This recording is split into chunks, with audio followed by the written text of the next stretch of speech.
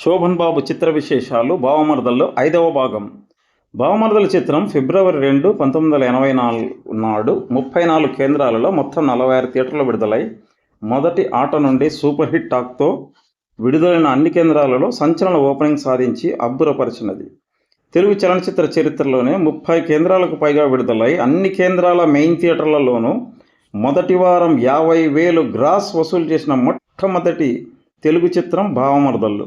తెనాలి రత్నాలో మొదటి వారం 50,623, రెండవ థియేటర్తో కలిపి 97,723 వసూలు చేసి non AC town record.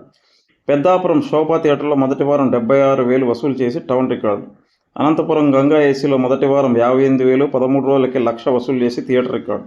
Tirupati వి మహల్లో మొదటి వారం 68,000 నాన్ ఏసీ టౌన్ రికార్డు. మొత్తం 15 కేంద్రాలలో 15 రోజులు హౌస్ఫుల్ అయి 50 రోజులకు 1,50,00,000 వసూలు చేసి బాక్సాఫీస్ వద్ద నటరత్న ఎన్టీఆర్ చిత్రాల తర్వాత రికార్డు సృష్టించినది.